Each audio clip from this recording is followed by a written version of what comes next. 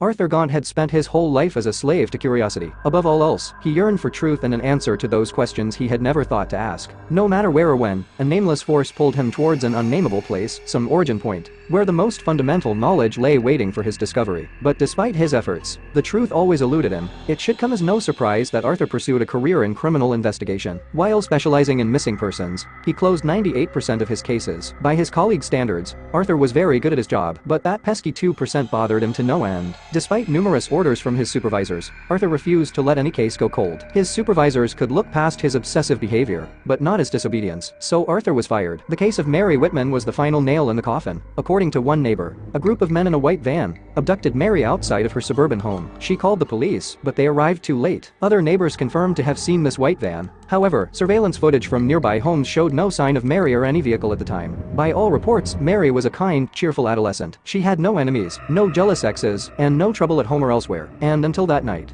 no one had seen any reason to worry for Mary's safety. Arthur secretly copied the case files to take home before his departure from the police force. But after weeks of private investigation, he still had no motive, no leads, and no clue. That is until he received a strange letter from a man named Thomas Hoslow. The contents of the letter were as follows. Dear Mr. Gaunt, they told me they were criminals, all of them. Whatever horrors were necessitated by our righteous path. It is only what they deserved. But Mary is just a girl. What might she have done to deserve such torment? Have we grown so desperate as to snatch children from the streets? How many others might have come before, smuggled under my nose, guilty of naught but a knack for misfortune? I can abide no longer. All my life, and long it has been, I dedicated myself to the careful protection of one greater truth. I have warded it from all others save our own to prevent a most abrupt and unwelcome end. Yet, if a system demands cruelty to persist, perhaps it should not persist at all. Mr. Gaunt, I know you as a respected detective, and I believe you haven't yet dropped your inquiries into the case of Miss Mary Whitman. You will find her, in some shape or another, among those I might have called my brothers. You may enter unseen at the ruins of 4 Deadwood Drive in Underton. Consider this my resignation from the cult of Ungola. I have had my awakening, and soon so will we all. Cordially, Thomas Hoslow. This was Arthur's first true lead, and he would follow it to its natural end, but not without doing his research. First, he looked for any information he could find on the cult of Ungola, but his search yielded nothing. Either the cult was the creation of a deluded madman, or someone had taken great measures to scrub any trace of the cryptic group. As for Thomas Hoslow, Arthur could find only a few mentions of his name in public records, but according to those documents, Hoslow had died half a century ago. Provided with those records was a photo of the man prior to his death. He was a willowy figure with sharp cheekbones and a coarse, white beard, although there was a lively glint in his eye. There was no way such an elderly man could have survived another 50 years. Regardless, Arthur made the trip to 4 Deadwood Drive. It was his only clue to the whereabouts of Mary Whitman. But just as the letter suggested, the address led to a ruin. Although a building might have been there at some point, now all that remained was a wreckage of rusted metal and shattered glass. Graffiti covered the monstrous pile, painting it in vibrant shades of red and black. As Arthur stepped into the ruin, he could see no hint of an entrance or sign of activity. Even so, there was some organization to the cluttered chaos. The debris spiraled around a central point, where the ruin reached its peak. There Arthur noticed what looked like an archaic network of gutters and pipes. It was a rainwater collection system, and as Arthur approached, he could hear a soft patter of water below. While his eyes followed the pipes, Arthur noticed a black sigil painted onto a sheet of metal. The symbol depicted an ambiguous shadow of coiled tendrils, and at once, Arthur felt an unnerved tremble in his breast. Upon closer inspection, the metal sheet had a hinge on one side. It was a hatch. Opening the hatch, Arthur found a ladder that descended far below, presumably into the bowels of the cultist base. Spurred on by equal parts duty and curiosity, Arthur climbed down the ladder, and before long, he found himself in an old cistern supported by stone columns. Just as his feet touched the tiled floor, a dim, red light flashed from somewhere above. The murky light danced along the inky surface of the cistern water. While the flashing continued, a shrill cry echoed from far off. Then came the patter of steps against cold stone. Arthur ran along the narrow path that led from the ladder to a rusted door. Before anyone could find him in the cistern, he exited onto a shadowy corridor. At once, a horrid stench stung his nose, making him want to vomit. That gut-twisting sensation only worsened as he entered a chamber cloaked in darkness. It took his eyes a moment to adjust, but when they did, Arthur bit his tongue to stifle a scream. At the center of the room was a pile of rotting corpses, their limbs gnawed to bone by rats, and their flesh crawling with maggots. The ceiling above extended far beyond sight. Despite himself, Arthur approached the fetid mound. He recognized one of the faces, pale and bloodied as it was. Maggots swam through the man's once lively eyes, but it was unmistakably Thomas Hoslow. He looked the same as his 50-year-old photograph, but how could that be? Regardless, what concerned Arthur more than anything else was the manner of Hoslow's death. His limbs were torn, and his body was shredded into fleshy ribbons. Lacerations carved deep paths all over his skin, as though someone had wrapped him in a circle of blades. Arthur had seen plenty of cruelty in prior investigations, but nothing so violent. Like any sane individual,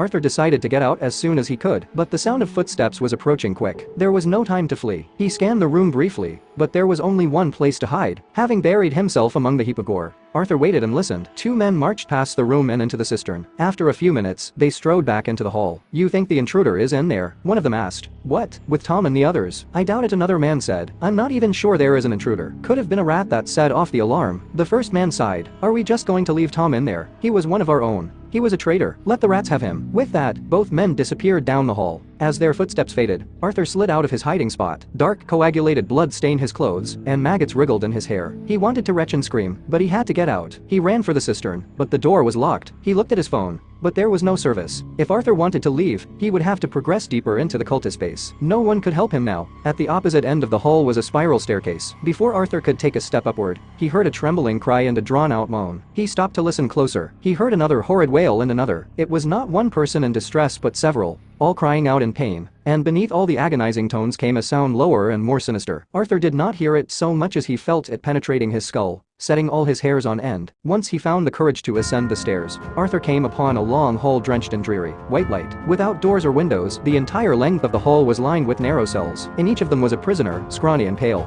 Their skin was riddled with sores and bruises, and in their eyes, he saw a look of unyielding terror. Arthur tried to ask them questions, but the prisoners flinched as he approached and shrank into the shadows. "Please, tell me what is going on here. What is this place?" Arthur asked them. Most merely shivered and cried. Others were utterly silent and despondent. The sheer number of prisoners astounded Arthur. There must have been hundreds. Yet, Mary Whitman was the only missing person he knew of. How could so many have ended up here without notice? And more importantly, what were the cultists doing with them? "Hey, over here," one of the prisoners said in a surprisingly lucid tone. He stuck his hand through the bars and waved Arthur over. The man could not have been more than 35, but his skin was striped with deep wrinkles, and his hair was falling out in patches. "Are you one of us? Have you escaped? Can you set me free?" the man asked. "No, I came to look for someone." "But what is this place? How did you get here? What does it look like?" "This is a prison, but not like any other I have been to," the man said. He licked his lips. They were cracked and half-coated in coagulated blood. "They moved me to this place from the Cooperstown Penitentiary. They told my family I was killed in some prison fire, but there was no fire. It never happened." His voice trailed off. "No one is looking for me, but I'm not dead. I'm not," he said, as if to himself. "Do you know Thomas Hoslow? Is that name familiar to you?" Arthur asked. The prisoner grumbled. One of them. You mean the cult of Angola?" "Yes." Arthur glanced up and down the corridor. There were footsteps, but they were still far off. He leaned closer to the cell and asked in a hush, "What is the cult of Angola? Who is Angola?" The prisoner closed his eyes and scrunched his face into a painful knot. He shook his head. "Please, you must tell me." "Not who? It's not human." "What do you mean it's not human?" The prisoner shook his head and slunk back into the shadows of his cell. Arthur could see his shoulders shake. The man was crying. "What are they doing to you?" "No," the prisoner said. "No, I don't want to. Please, I can help you." "No, I can't. Just tell me." The prisoner started to moan and whimper. "I just want to help. I can't help if I don't know what's going on here." The prisoner jumped towards the bars. "It's torture." He screamed. "They cut and they break, and they wound until blood streams across the floors. They slice the flesh from our bones and smile through our screams. They say their words and they shatter our bones. Anything for the pain. So much pain. Why are they torturing you?" Arthur said, smashing his head against the bars. The prisoner groaned and cried. "Don't listen to them. It just wants to feed. They say it's to keep him asleep. But Angola wants pain. Angola wants blood and control. Everything. It controls everything in this nightmare," he said through gritted teeth. Arthur didn't understand. He asked the prisoner to help him make sense of it, but the troubled man couldn't hear him. His sanity was unraveling fast. "Do you know Mary Whitman?" Arthur said. "Can you tell me about her?" "Nailed to a cross. Blood boiling. Nerves splitting. Darkness spinning. It's not real. It's not real. Wake up. Wake up." Arthur tried to calm the prisoner,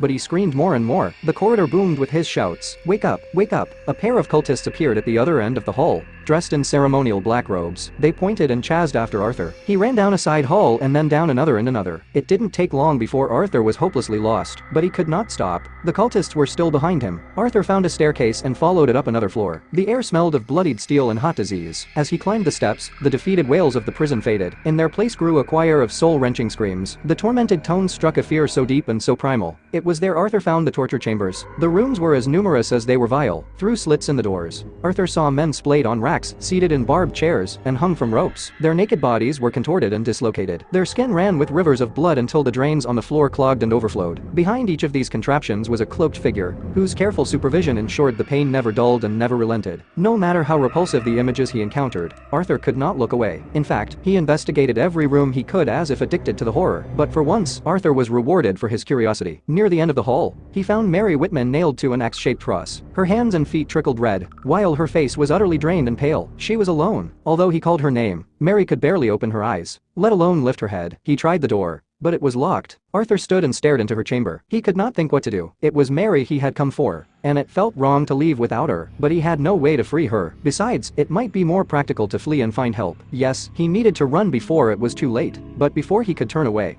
Arthur saw something shift in the dark corners of Mary's room. It moved with the shadows, and it was the shadows. The amorphous, black mass gathered and unfurled. Tentacles writhed with gaping mouths that bristled with honed teeth. And at the peak of the twisted chaos was a vaguely human head without feature or expression. Its smile was vertical, tattered, and filled with a cluster of lidless eyes. As if sensing the malevolent presence, Mary jolted awake. Inky tendrils crawled up her limbs with hungry mouths that gorged on her flesh. She strained against the cross and screamed until blood vessels burst in her eyes. Arthur could not help but join in her shouts. At once, the creature turned with eyes swollen and mouth spread. The mere sight of it sent Arthur into a maddened frenzy. He backed away from the door, straight into the arms of two cultists. Minutes passed before madness released his brain. Even when Arthur calmed himself, his sanity was still in shambles, and his nerves were on edge, but for good reason. The cultists were dragging him towards his own torture chamber. The door at the end of the hall was already open for him. He saw a stone slab and a tray glittering with sharpened tools. He tried his best to resist, but his legs were as good as jelly. "Why are you torturing people?" Arthur asked. "What was that thing in there?" The cultist snickered. "You must have seen our god," Ungola said one. "Consider it an honor," said the other. The cultists threw him on the stone slab and shut the door behind them. "What do you want?" Arthur asked as they bound his arms and legs. This time they did not answer. Instead, the cultists selected blades from the tray and plunged them into Arthur's flesh. Pain erupted across his body like a roiling fire, but he did not beg them to stop or ask for reprieve. He only asked, "Why?" The cultists paused with their blades still lodged in his body. "To keep the god asleep," they said. "Which god?" "Ungola." They smirked. "You have no idea what you stumbled into." With that, they continued the torture. The blades twisted and dug into his flesh. Blood ran through his fingers and pattered on the floor. All the while,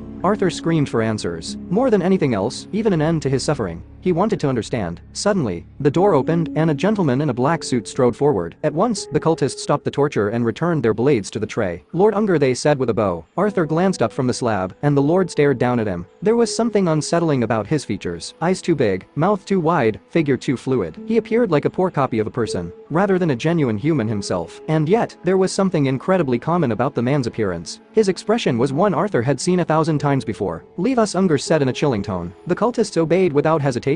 Once they had gone, Unger crossed his arms and smiled. "It is a pleasure to meet you, Arthur Gaunt. How do you know my name?" Lord Unger circled around the stone slab, never once taking his eyes off Arthur. "I know many things," he said with a lopsided smile. "And who are you?" Arthur asked. "Lord Warren Unger." A fleeting ray of light reflected off his gaze. His eyes were flat and iron gray. "I am Ungola's chosen emissary. I alone communicate with our deity." A shiver ran through Arthur's spine. "I've seen your deity and the horrors it demands. I cannot understand why you would worship such a being." Lord Unger's crooked smile turned into a sneer. But if Arthur's comments insulted him, he did not say so. Instead, he crouched beside Arthur and ran a finger through his streaming blood. He rubbed it between his fingers and tested its bouquet with a deep sniff. "Though you may not realize it, there is power in blood. The power to prolong, for example." Lord Unger rose to his full height and glared down at Arthur. "You have no idea how old we are. By Ungola's power, we are virtually immortal." "Is that why you do it?" Arthur said. "No. Ours is a higher purpose." "What is it?" "Your followers said it was to keep a god asleep." "What did they mean?" Unger's lips spread into a wormy smile. With careful fingers, he unbound Arthur's arms and legs. Then he stepped back from the slab and exited through the door. Just as he crossed the threshold, he instructed Arthur to follow. Arthur struggled to his feet and joined Unger in the hall. "Do I have a choice?" he said.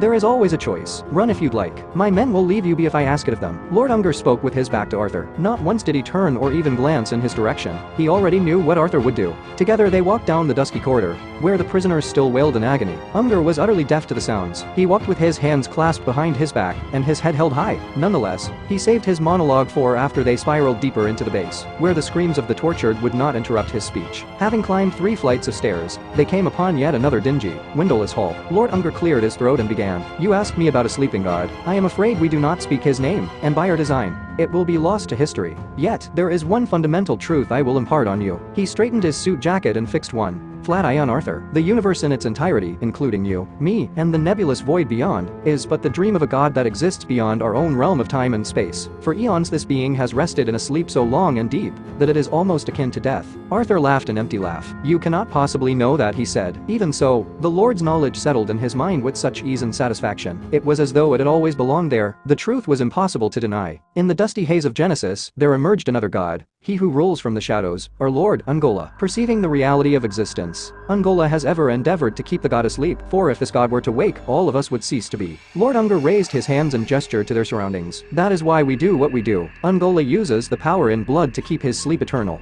Interesting, Arthur said with a pant. His aching wounds made it hard to walk, but he pushed forward nonetheless. A prisoner told me the last part is a lie. Ungola just wants pain and blood. Lord Unger stopped. Which prisoner told you that? Arthur shrugged. He never gave me his name. Unger forced a smile and continued on his way. They turned down another corridor. Its features were as bland and depressing as the rest of the building, but something felt different, familiar even. A stubborn throbbing started in Arthur's heart, and his palms began to sweat. If Ungola is so powerful, Arthur said, as he studied the corridor with suspicion, then why does he need a cult? Can't he do everything himself? Think of my worshippers more as guard dogs, Unger answered. Your worshippers? Ignoring the question, Lord Unger entered a room that must have been his office. Moody, fluorescent lights illuminated a mahogany desk, where Unger's papers rested in neat stacks. Opposite the desk was a spotless couch of burgundy velvet. Above it hung an abstract painting with provocative splashes of red and black, layered one atop another. The splotches of color formed an ominous mass that appeared to reach outside the canvas. Arthur looked at Unger's office with a panicked disbelief. As soon as he set foot in the room, he was struck with an overwhelming sensation of déjà vu. Everything from the grain of the floorboards to the thickness of the air tickled a memory from long ago. He had been there before. Why does this all feel familiar? Arthur asked, both to himself and to Unger. Why do I know this place? But Unger ignored his questions. He delighted in Arthur's confusion and the sound of his own voice. The god is asleep, and so he shall remain for eternity. Yet, he yearns to awake. His subconscious is searching for the truth even if it doesn't understand why. Searching how? Arthur asked. He could barely hear his own words over the pounding of his heart, but he had heard enough from Unger to wonder what he was getting at. As with anyone else, a dream ceases when the dreamer sees it for what it is, and recognizes it as his own. Arthur knew there was more Unger wasn't telling him. The cult leader enjoyed speaking in a roundabout manner, but their discussion was circling around the truth. Sooner or later it would all unravel. Lord Unger approached an ebony door with a tarnished silver knob. He invited Arthur to open it. Although he could not say what lurked behind the door,